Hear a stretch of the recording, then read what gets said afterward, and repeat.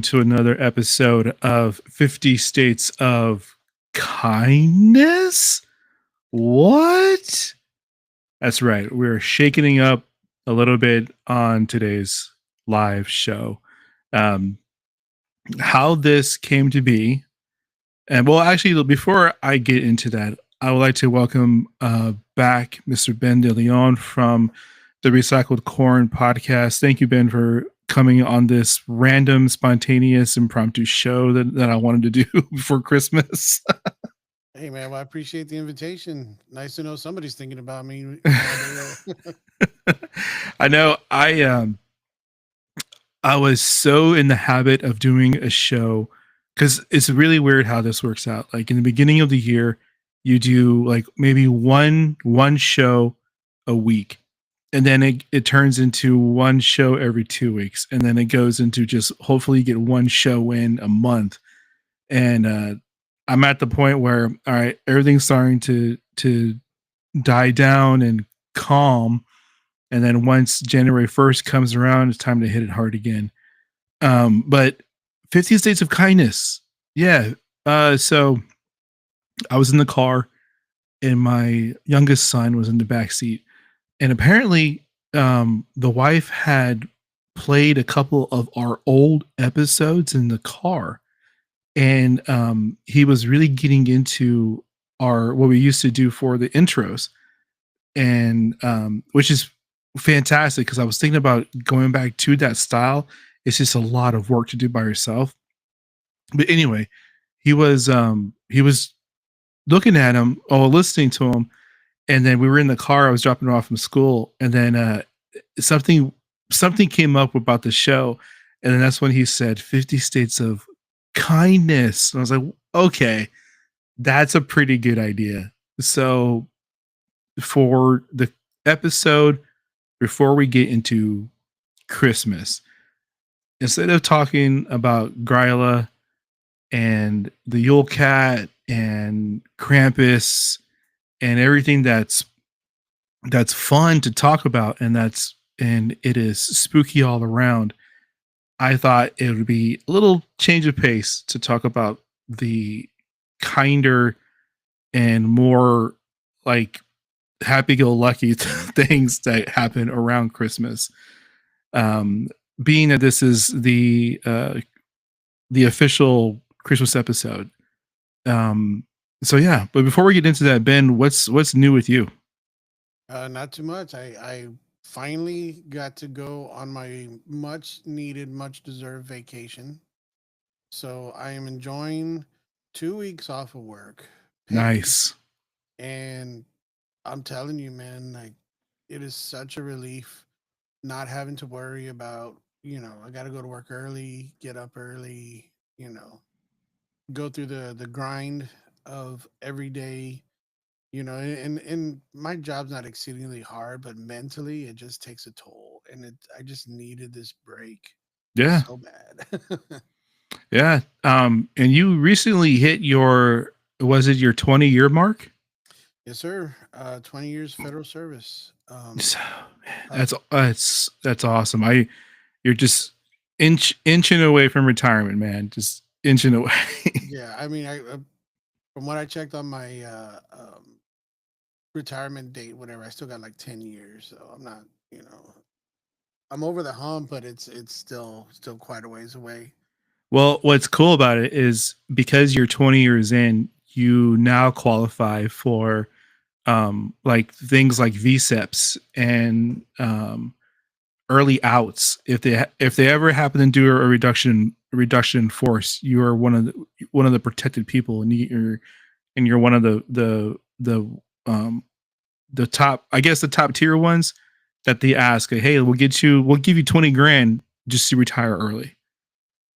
Be like, make it 25.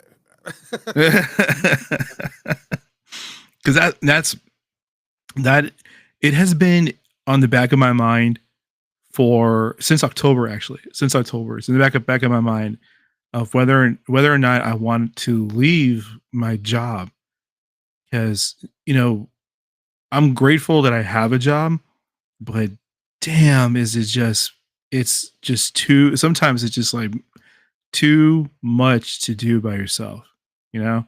Yeah. And I was fortunate enough to have, like things that help if I were to ever not have a job. I have put things in place to where I'll be okay for a little bit. But I mean, I don't know, man. If someone were to like walk up to me and say, "Hey, I want for you to leave your job and come work for us for like 10 years or so. We'll pay you this amount of money, and then after that, you're good. You can retire at age 52." I'm like, "Yes, sign me the hell up." and Yeah. and and I was thinking about a lot about um the benefits that happen with you're doing side hustles like we're trying to do with the show. And if this pops off and we happen to get x amount of money, I don't know how much money it would take for me to actually go full time. You ever thought about that? I have actually, and I mean, the I would have to get the podcast would have to be a lot bigger in order for me to be able to, you know, or I would have to have like no debt. Like my house would have to be paid off, and the truck and all that stuff, and all I would have to do is pay like electricity and food and cell phone bill and all that stuff. I Right. could live off of a lesser job, I guess, with if I had that. But the way things are, I mean, I do find my job satisfactory. Like I'm happy with my job. It's just the people, and not so much the people, but the leadership that actually like make it hard. Right. And what I would love if when those people retire, when it's time for them, that they bring in somebody who's a little more um I don't know how you would say it, just like approachable, rather than just thinking about how they can hold on to their position rather than doing their actual job. Right. So if that was the case, man, I would wake up early, go to work. I'd be excited. I'd volunteer for stuff just like I used to when I first started. In the leadership, I was actually more competent then.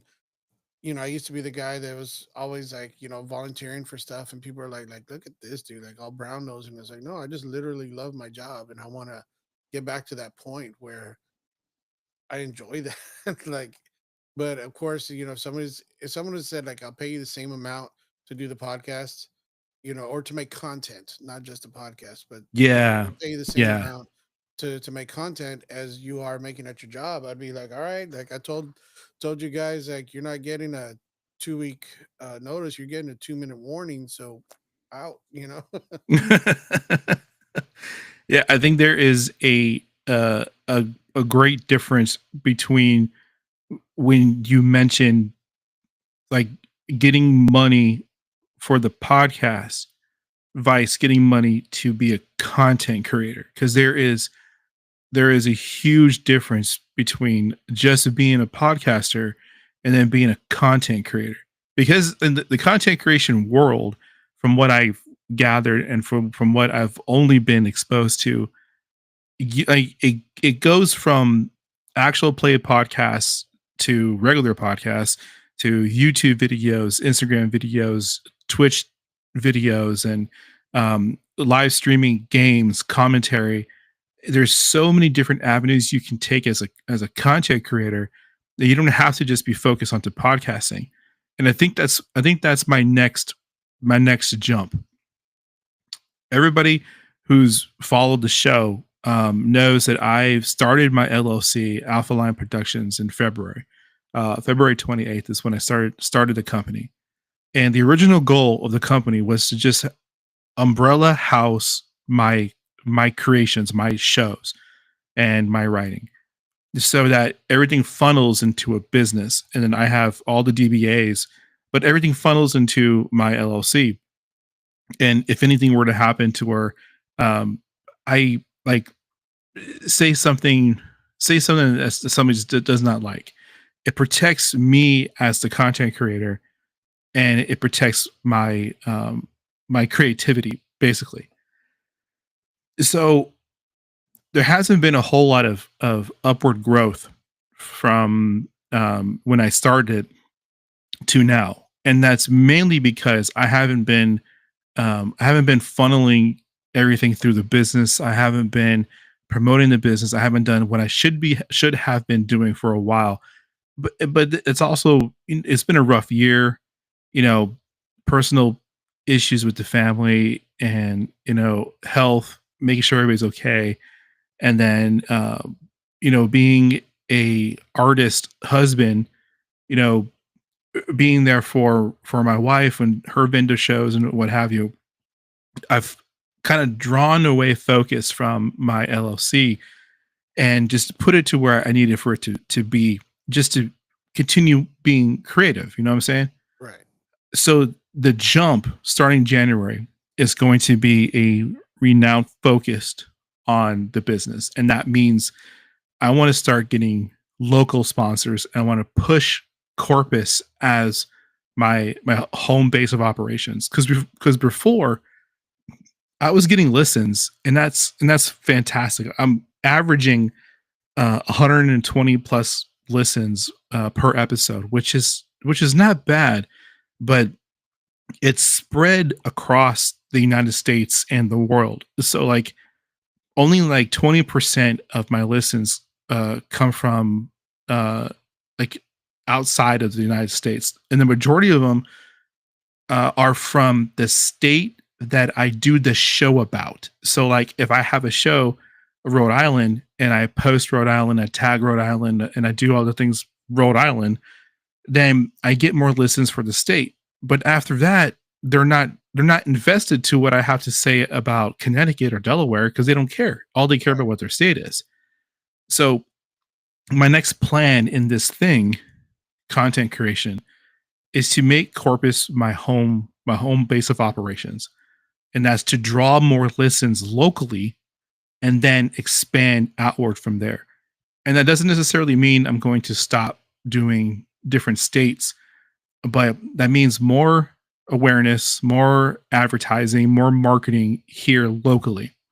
Like I plan on putting the logo on my car, and when I do my errands or when I go out, people will see my sticker on the car because I've noticed more and more people have Sasquatch stickers on their cars, and I'm like, these are people who are not listening to my show because I know that because only like 4 people from Corpus listen to my show.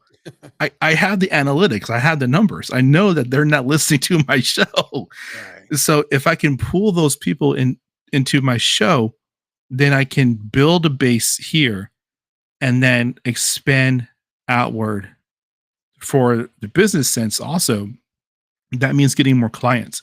I can take my mobile recording equipment and I can go to locations and have episodes at locations, or I can record other people's shows for them and give them the raw, which is the business plan. That's the business model, a mobile recording studio slash production. And which reminds me, I still haven't picked up that Rode mic from you yet. I need to go pick it up. I haven't paid you yet Oh for yeah, I that. was all like, I don't know if he still wants it. I'm just gonna list it again. Oh, you did? Oh, if somebody picks it up, somebody buys it, No one's said anything. I think everyone's already like, their budget's already maxed out from Christmas. I mean, it is as of this recording, we're on Sunday, the 22nd. yeah. So it's right there. I don't think anyone's like, okay, I gotta spend $80 on this microphone. Yeah, that's right. We're 3 days away from Christmas Day, and but that's what's going on with the business. Um, but let's get into 50 states of kindness. I I used to really enjoy the holidays, and now it's kind of like 50-50. Now it's like as an elder adult, it doesn't take much now for me to get annoyed like it used to when I was younger. But that doesn't necessarily mean that I've lost Christmas spirit. It's just like the love of it kind of went away slowly after every after every year, and I don't know why.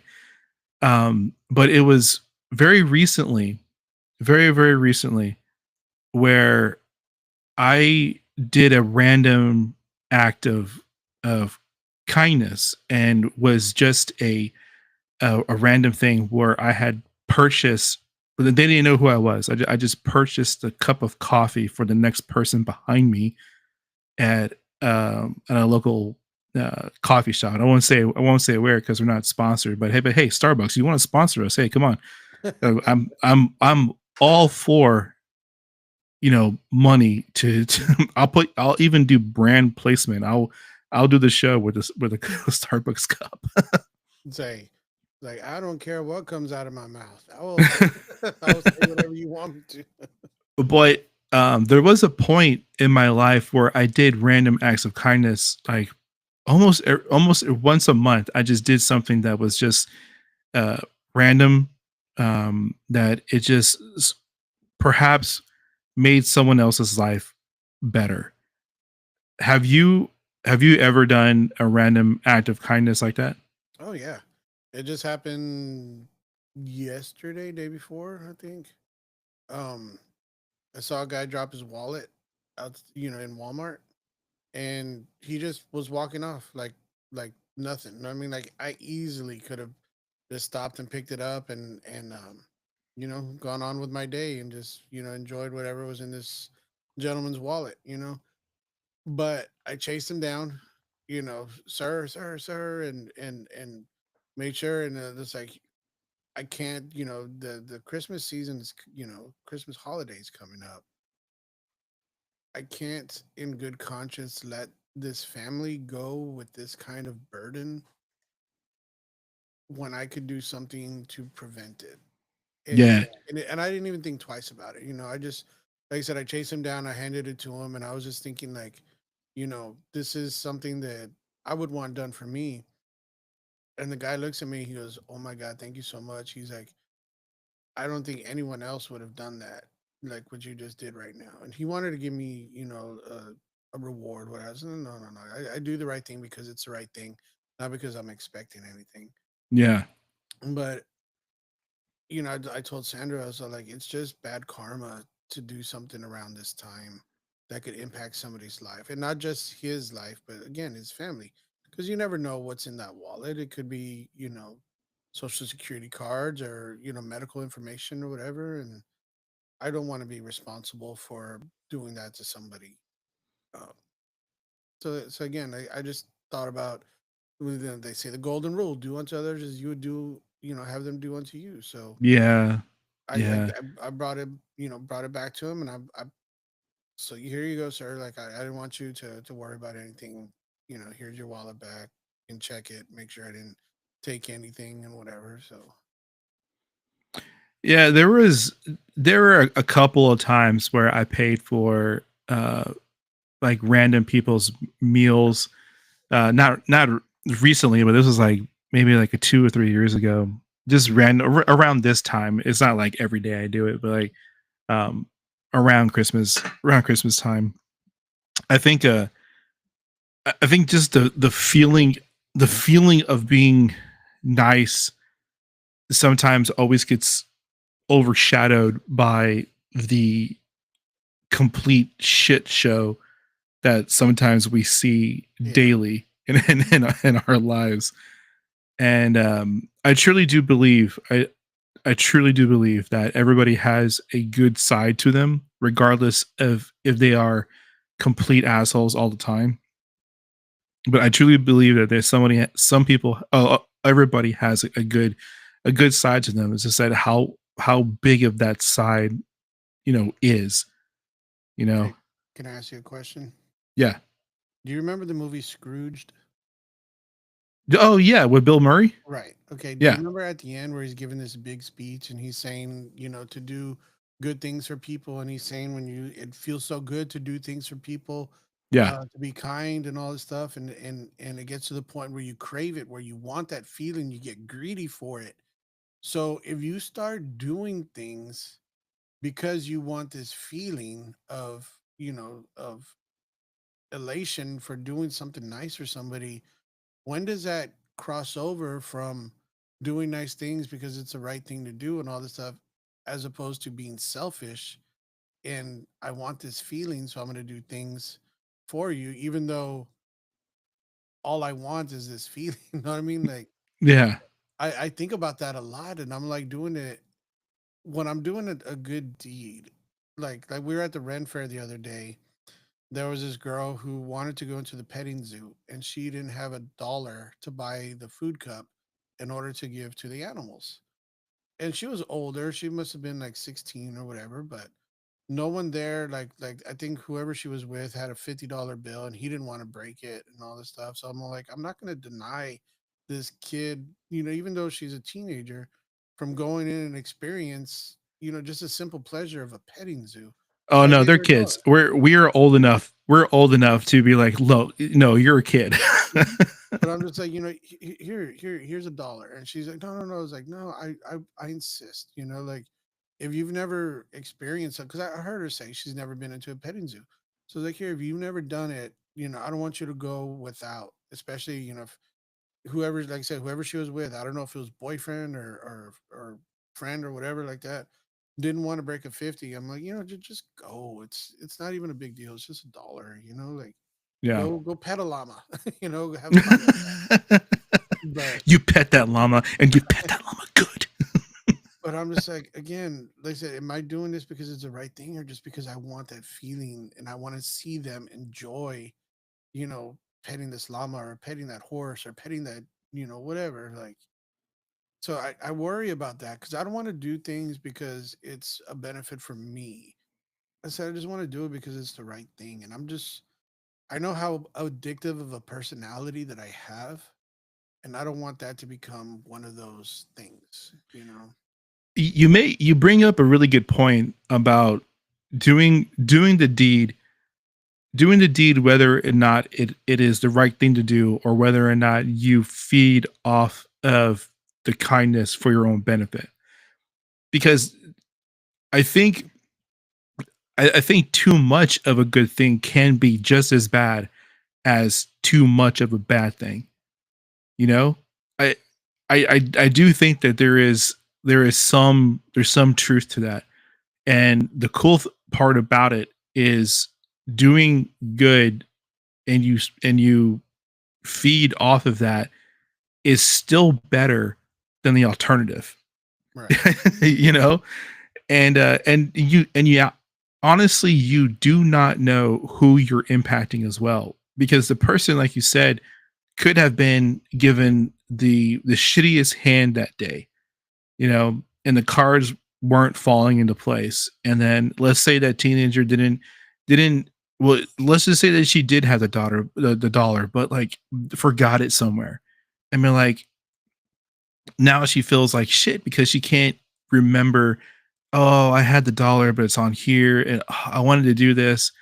But then what you're doing is you're filling in that gap that would have made the day better. And for you, it's just $1.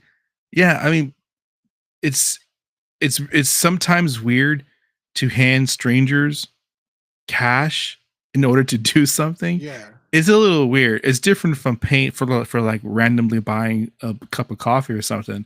But like telling a stranger, look, here's $1, go do what you want to do, and then like life is great right now. Um, I have I have a weird fascination with people who do that on the regular. Like it it trips me out that there are people out there that will do whatever it takes to make other people's lives better. And I've always thought that I was like kind of one of those people, but then, you know, when you get older, you start to, you really do start to tell yourself, it's like, well, it's not my problem. Not my problem. Like it's not my problem. Like I have too much to worry about than to help, XYZ. But then when you do it, something happens to where like that felt really cool. That felt really good. I feel better. Nothing's changed on my end. My day is still going to be the same because I made sure that I had, this plan A to plan B to plan C. But I helped this person out, and then that makes their day better. And now my day is just a little bit cheerier than before. And again, that is um, exemplified during the holiday season. So, growing up, did you have any like family Christmas traditions that involved helping others? Kind of, because my mom, I work on base. My mom was there before I was, and during my mom's time, they had Operation Christmas Spirit, Mm, which I don't know if you're aware of what they did, but they would organize musicians and singers to go to the retirement homes and sing for the retirees who were hmm. there in these homes. And so we, and I mean we as in me in my household, because I played guitar, I got voluntold that I was going to do this. And every year, no matter what was going on, I was could guarantee that was my thing, and I hated it. I hated it at the time. But then, while I was there, I saw the people's faces, especially the grandmas and the older ladies and all this stuff, Yeah, who, so much of their life was used to take care of other people, and now no one's there to take care of them. And it broke my heart, and it bothered me so much that I realized that that was the reason why I hated it, was because I didn't my heart was too heavy for these people that were there by themselves. They're facing their you know, these these nights and these moments and all this stuff, some of their final moments alone. right. And I couldn't take it. I was too sensitive. And so I was like, I kept telling my mom, like, why are you doing this? And she's like, because I want you to appreciate what you have. The people that are around you and stuff like that. And I didn't get it. I didn't get it until I was older. I just hated, this tradition, whatever that would happen. But I realized now, of course, that that was changing my perspective on things in a very real and very permanent way. And to where now, like I said, that's one of the reasons why I don't want to be that person that does good deeds. Like I'm gonna hand you a person who's experiencing homelessness. I'm gonna hand you $20, but I can only do that while the camera's rolling. Right. I don't want Right. to do that. So you know, our tradition, like I said, was volunteering for other people in this thing, or going to help out at a kitchen, soup kitchen, or something like that. And again, when I was a kid, I was just thinking about it as this sucks, this is torture. But then I realized, no, I'm being forged into a decent person, whether I like it or not. Against So, your will, you're being molded into a good dude. and I know I'm not the greatest guy in the world. I'm not, but I do have a good moral compass for the Oh most part. yeah, no, absolutely. No, I can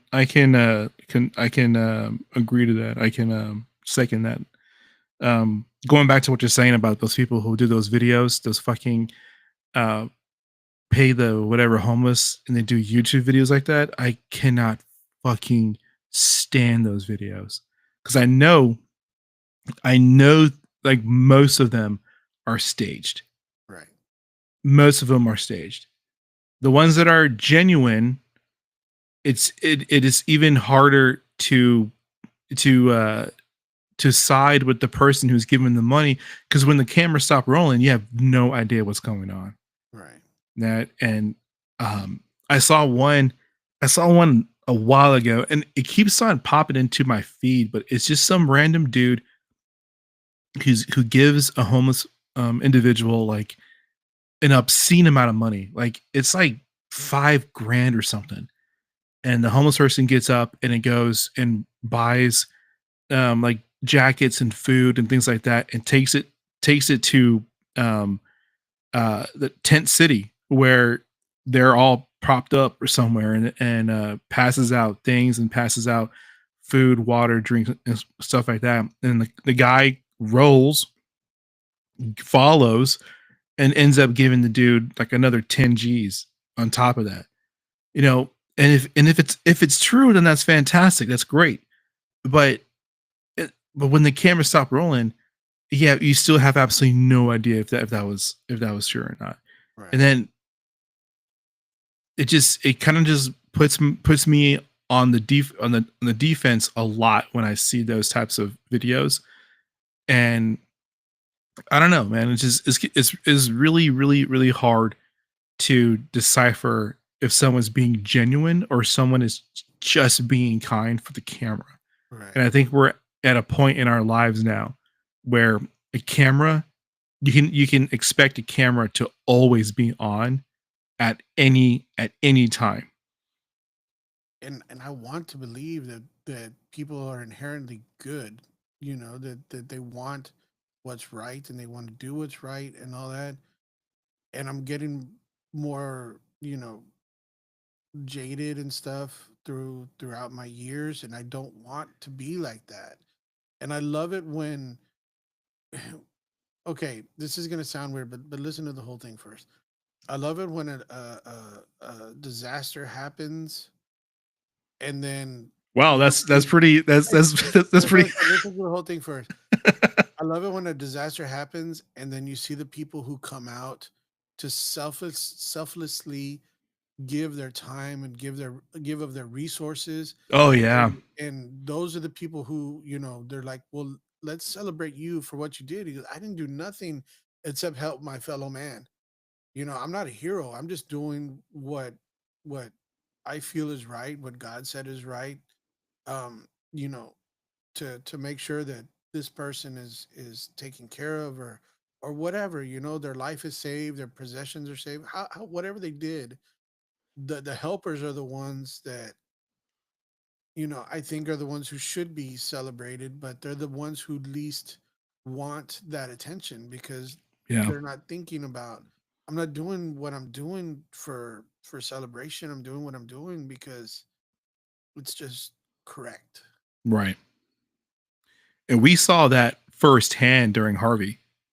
Like when Harvey hit, and there were, I don't know, there were multiple organizations going out and helping um residents in Victoria and Houston, Galveston area flooded in with their boats, go rescue and things like that.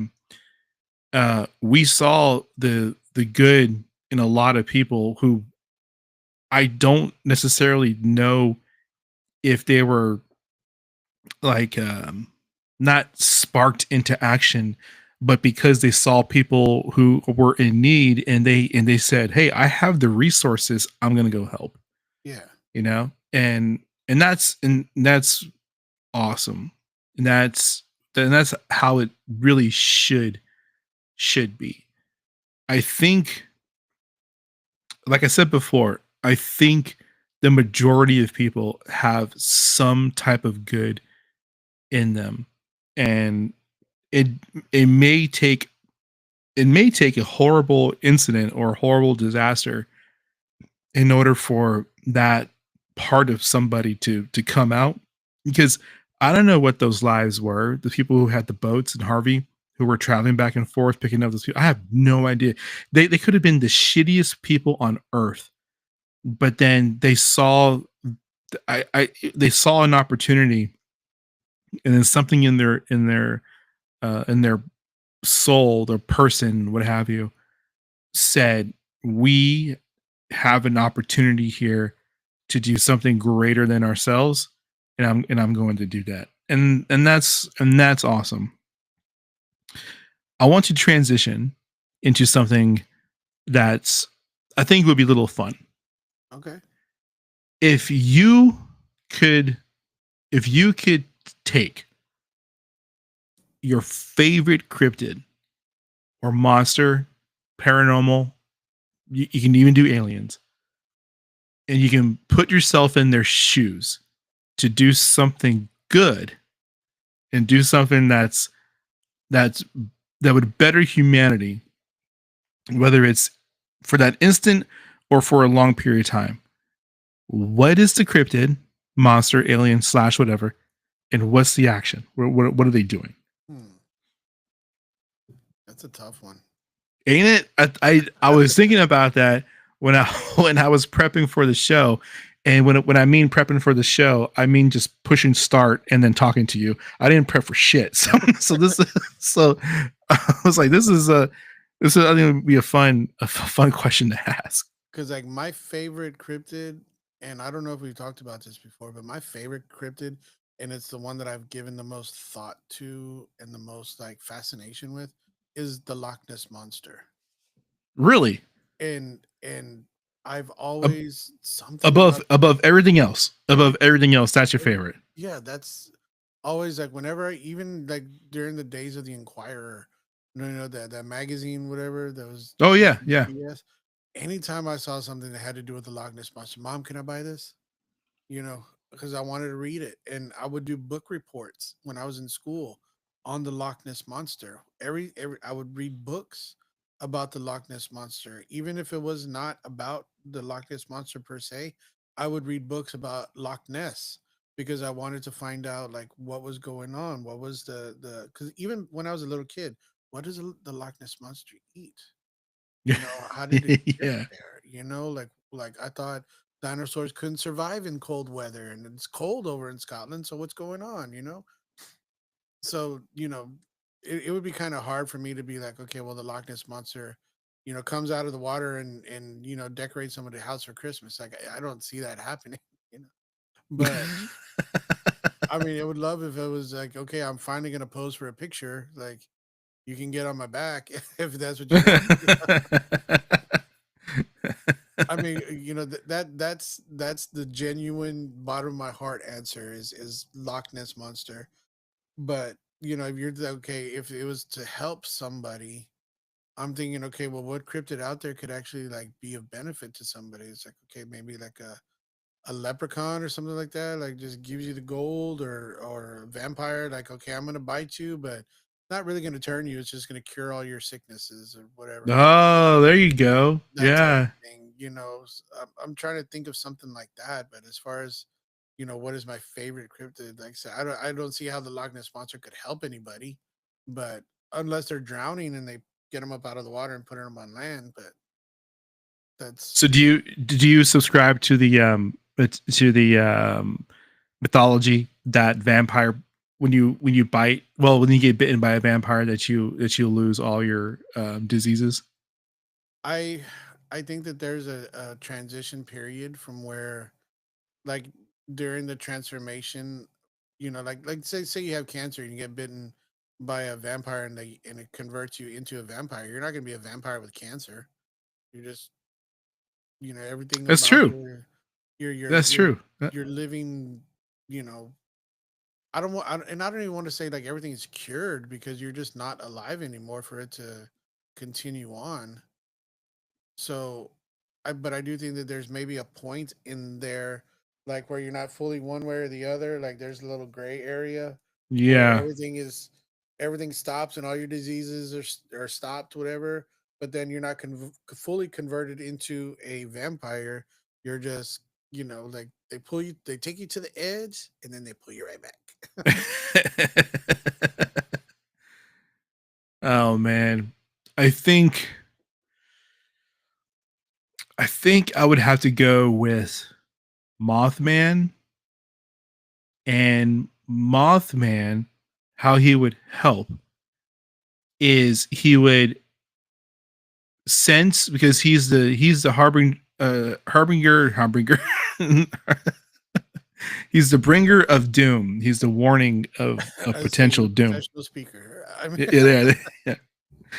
He I think how he would help is he would go to a city or a town or individual, and he would be like, hey, look, don't go to work today.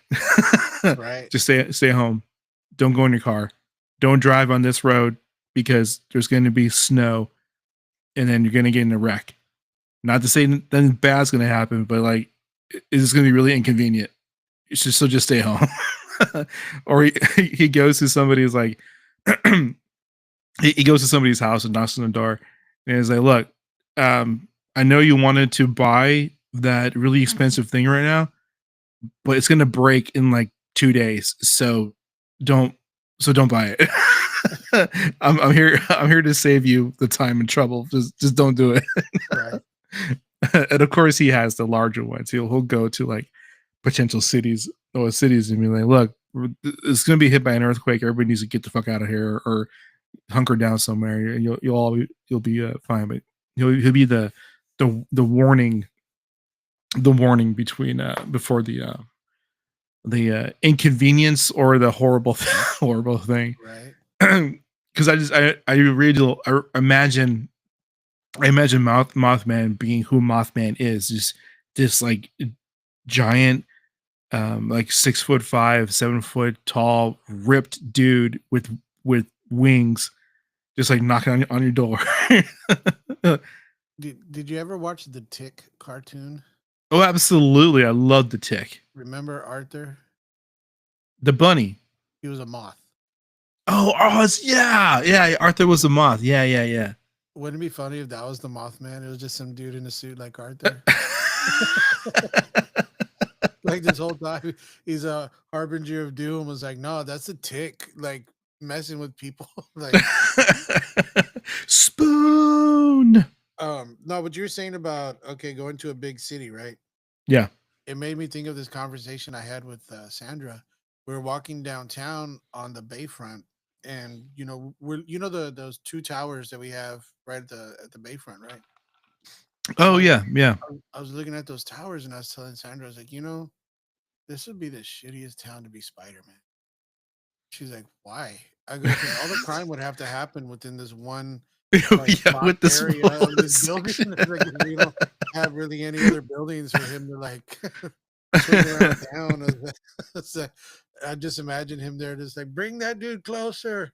I got your back, but bring him closer. Oh man, dude. Speaking of downtown, like we were looking at places downtown for potential studios. Oh, really? Yes, that was very exciting. It was very exciting because I'm telling you, man. I'm telling you, like come January, like I have a plan that I have to put in place.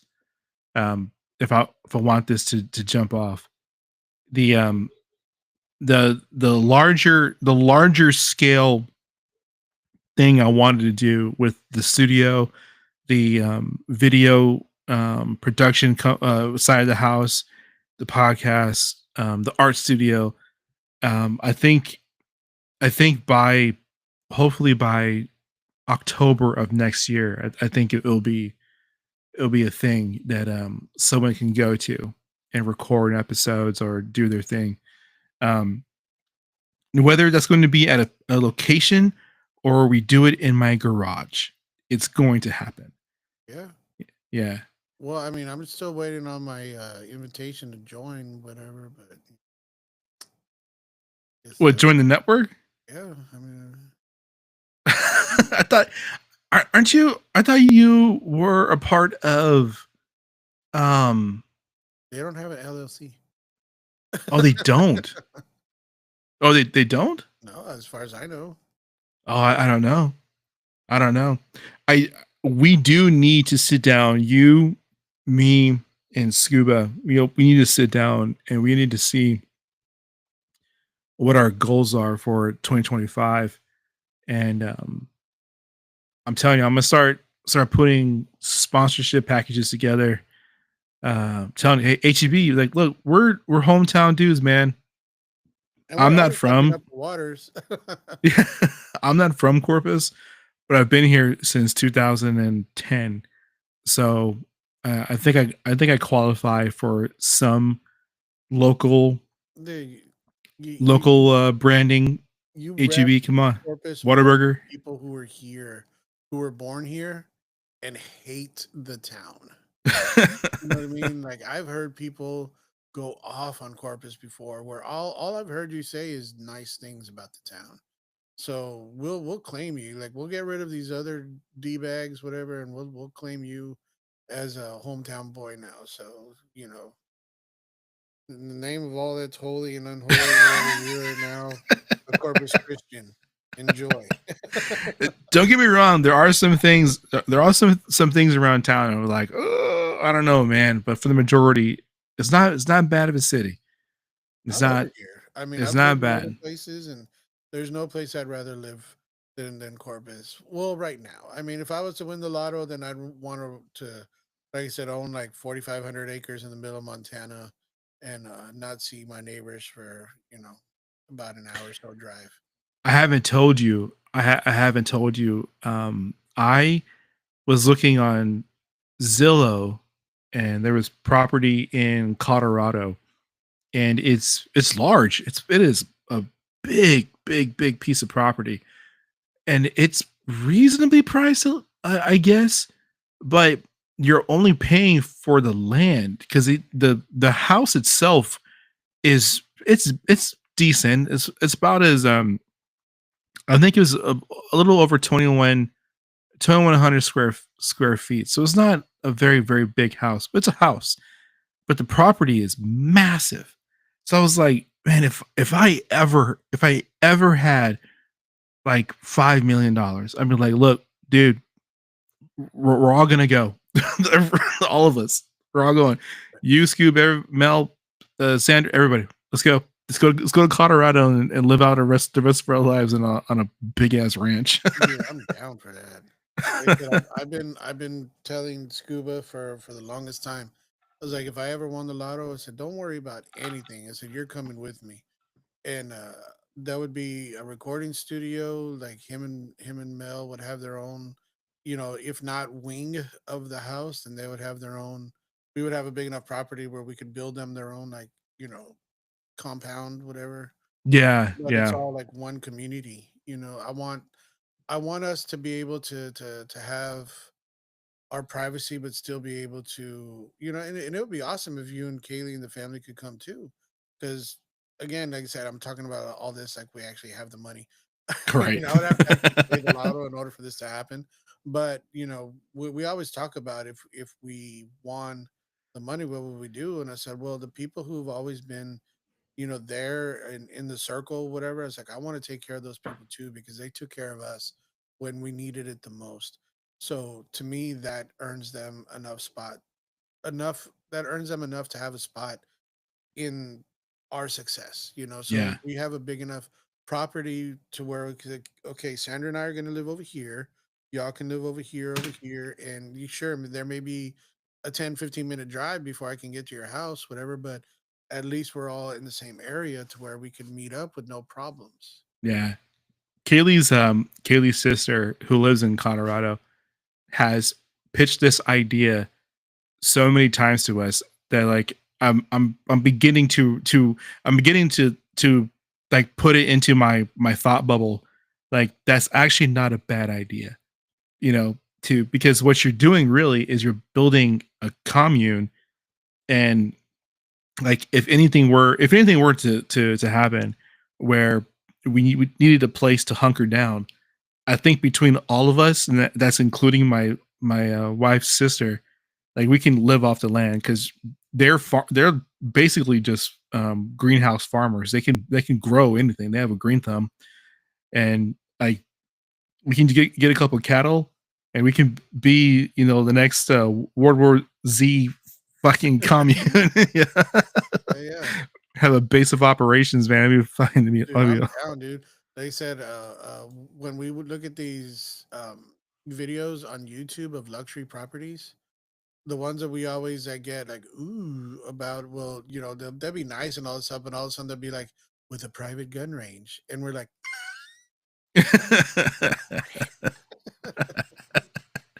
Yeah, to all of my international listeners, um, when we're talking about land, like there's some that we can purchase that's upwards. I mean, upwards to like $1 million, $2 million, but it's like 40 or 50 acres of land, and sometimes they just kind of flip owners, and I don't know. I do have a couple listeners in Italy, in Canada, and a couple in Philippines. So I don't know, like, if the concept of owning that much land is something that you can think about. But yeah, it's something that I've been wanting to do for a long time. Just own just a fuck ton of land and just like kind of just live off of it, you know. I mean, they said I know enough to be dangerous. Let's put it that way. Hell yeah. Although Oh I man. do need to learn how to dress a deer. That's one thing I don't know. I I was never allowed to do it when I was a kid because I wasn't finesse enough. I would always fuck it up, you know? And I saw my grandpa do it like a couple times, but when it came to hunting, I have no problem, hitting the bow or shooting the animal for food for dinner. That's not a problem. But dressing the animal, like, no, I have no idea how to do it. I'm not. I mean, I'm sure I can learn, but when it comes to like making it with the nice cuts and the way you're supposed to do it with the bone separation, all that stuff, I absolutely have no idea. Yeah, I'd be like, nope. Is there a zipper around here that you need to? Yes. It's like, why does this thing have like four stomachs? That's a heart. Like, oh, damn it. Yeah, yeah. Like I said, I've watched videos on it and stuff, and I kind of got a general idea, but you know, most like because I'm always watching hunting videos. I'm like, why don't they just shoot the deer in the head? You know, and I'm Oh. like, I like not thinking these people have had hundreds of years of experience. You know, I'm sure that they know what they're doing. But then I'm like, why don't they just shoot him in the head? And I'm like, that'd be something like I would do. And so obviously that would be some kind of learning curve that would have to happen in order for me to like harvest a freaking, deer correctly. Yeah, because it ruins the meat. It ruins But everything. I don't know. Like I said, when it comes to like the tactical aspect of weapons, I know enough about that. But when it comes Yeah. to survival, that's a different story. Like, Yeah, I think I can survive in the wilderness by myself for long enough for rescue. yeah, because I'm I don't even know like what trees tacos grow on. So like,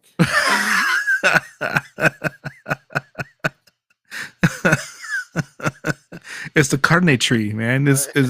is It's right there next to the toilet paper bush. yeah.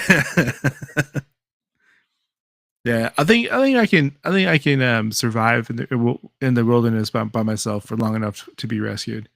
Yeah. Um if it came down to like getting hurt or something, I think I'm screwed afterward because I'm not as I'm not as vibrant as I used to be in my young age. If I were to sprain an ankle, man, I'm done. Like, dude, that shit, donezo. I don't know, people like, oh, I could have survived in the 1800s. Like, really? Like, you could survive without modern medicine, without like even just some aspirin, just in if you get a headache or whatever. Heaven forbid you get like ingrown toenail or break a bone or something like that. Get a cavity. There's no toothbrush. There's no fluoride back in the frontier days. So like, just give like, you sure you just want give to me go lots back? of give me lots of peyote. I'll be all right. Right. Well, Ben, thank you so much for for agreeing to come on last minute to do a Christmas I guess, episode of 50 States of Kindness? The question Question mark. mark? Um, any last words for the listening audience? Yes. Um, Oddment, Nitwit, and Tweak. And if you ever read Harry Potter, you would get that Oh, reference. okay.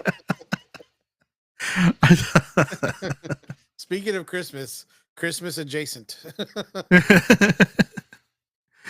Oh man. But no, I appreciate you having me on, dude. You know, I really do value our friendship. I'm glad that, you know, we were able to meet. That's one thing that, you know, having Scuba as my assistant has you know, brought us together. And when he hears this, he's gonna be so mad. But you know, again, you know, you between you and Kaylee and you know, just the whole, you know, the you are good people, and I enjoy having you, and I appreciate having y'all in my life. I'm sure Sandra does too. You know, even though she's not on here as much, whenever I talk about you guys, she has nothing but praise, and you know, she really had fun with Kaylee when they did the painting. Oh, Um, great. Great. uh, Class, whatever, and she always like, oh, I need to take another one. I need to sign up for another one. I'm like, well, do it. Like, you don't need my permission. You know? But again, you know, I really hope you all have a Merry Christmas. I hope you have fun. Um, we definitely got to get together soon while I'm on vacation, and Yeah. at least hang out. You know, if nothing else, just to sit around and chill. Maybe play um, Quiplash or something. You know, just as friends rather than as coworkers or however you want to call this, collaborators. But like I said, just Yeah. as people, we need to come together and hang out soon. Absolutely. Absolutely. And thank you all for listening to this last episode of 2024. And big things are coming to 2025 with the company, with the show, with the writing. Um, I plan on having large, large dreams that will be chipped away very, very, very slowly. But um, I do appreciate everybody who listened, who stuck with the show for the year. Um, and if you are so in the mood to give, you can give to Patreon. You can give to buy me a coffee. There's QR codes everywhere for the show's PayPal account. If you like the show, you want to give monetarily, you know, like it helps. It helps grow the show and the business. And if you can't give, then sharing the show to your friends who might be interested in two men in their 40s talk about kind stuff. That'd be great, and then that helps me out. You know, liking and sharing is free, and all it does is just helps me out.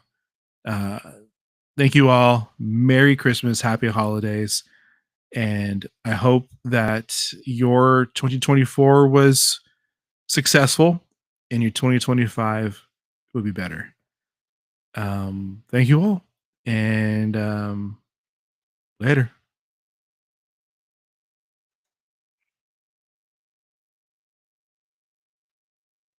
All right, wrap.